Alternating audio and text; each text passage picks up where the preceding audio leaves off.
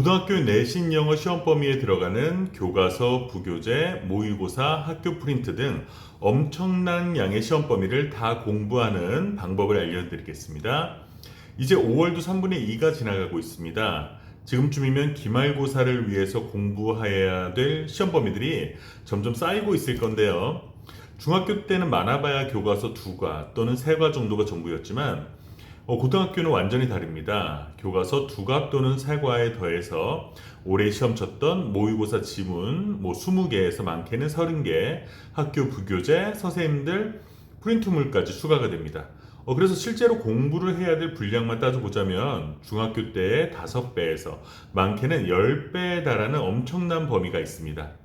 그래서 올해 고등학교 1학년이 된 많은 학생들은 중학교 때 공부하던 방식 그대로 본문을 처음부터 끝까지 무작정 읽고 쓰면서 통째로 암기를 하려고 합니다.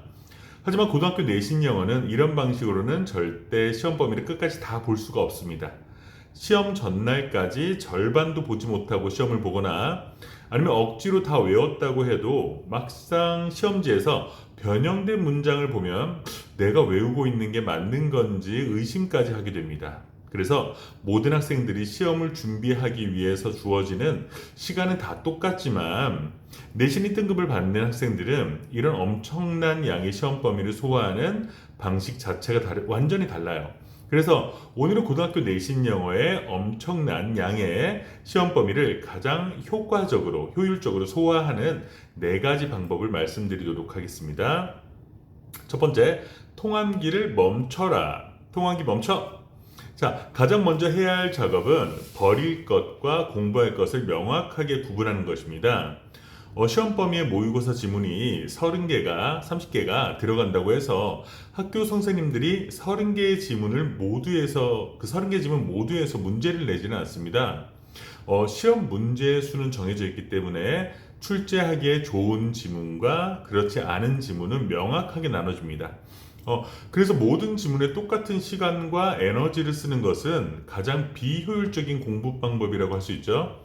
그래서 저희 학원에서는 학교에서 배우는 모든 지문들을 배우는 그날 바로 카톡 사진으로 받아서 제가 지문 내용을 확인하고 출제가 될 것 같은 확률에 따라서 S, A, B 등급으로 나눕니다. 그래서 S등급은 출제 확률이 90% 이상 되는 지문들인데요. 글의 논리적인 흐름이 명확하고 중요 문법들이 포함되어 있고 그래서 서술형 영작이나 고난도 빈칸 추론으로 내기가 좋은 지문을 말합니다. 그래서 A등급은 출제 확률이 70% 이상 되는 지문들이고요. 어휘 변형이나 문장 삽입 아니면 순서 배열 등으로 출제하기에 좋은 지문들이죠.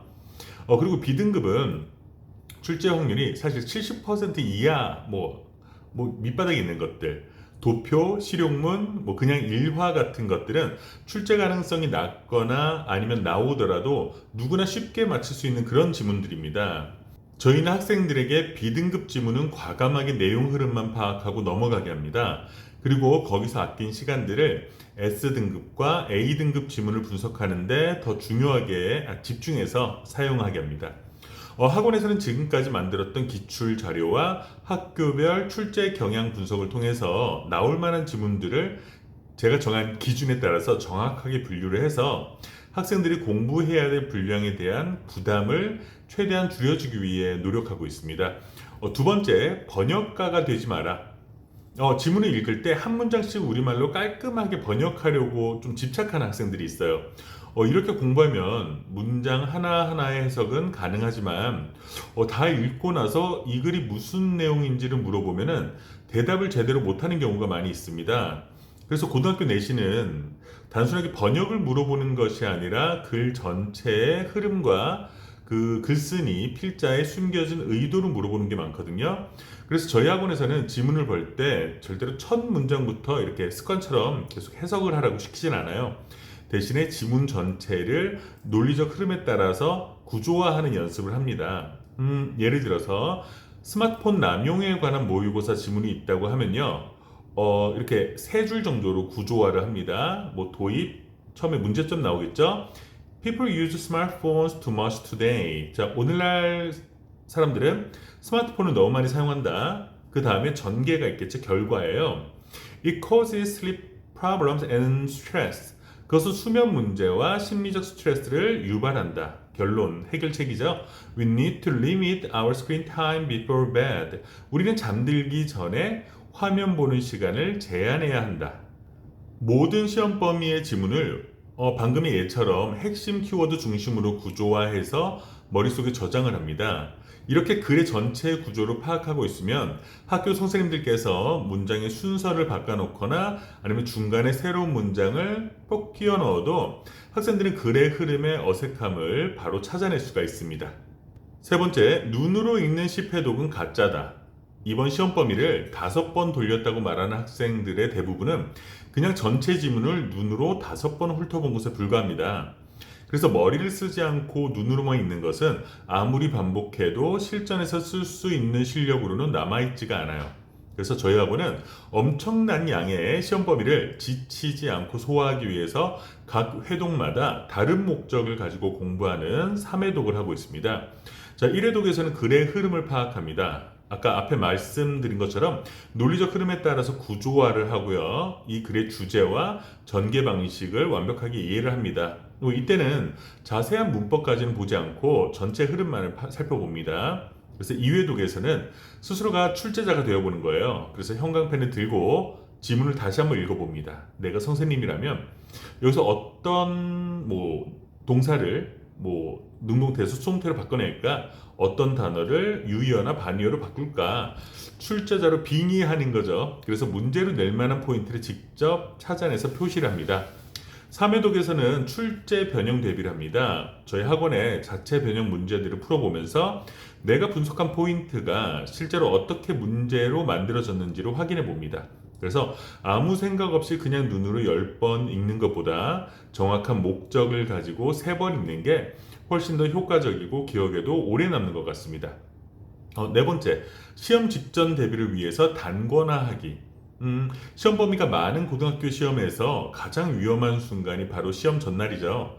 책상 위에 교과서, 부교재, 학교 프린트, 학원 교재까지 막 이렇게 쌓여 있으면 학생들이 시험 전날에 어떻게 해야 될지를 모릅니다. 결국에 마음 불안하고 잠도 제대로 못 자고 교과서를 펴서 첫 페이지부터 다시 읽다가 한 새벽 3시쯤에 도저히 피곤해서 자버리고 다음날 최악의 컨디션으로 시험을 보게 되죠. 그래서 시험 전날 50개가 넘는 지문들을 단 2시간 정도 만에 모두 훑어볼 수 있는 유일한 방법은 바로 단권화입니다. 그래서 저희 학원은 내신 대비가 끝나갈 무렵에는 학생들하고 지금까지 공부했던 그 모든 자료들을 훑어보면서 한 권의 노트로 압축을 합니다.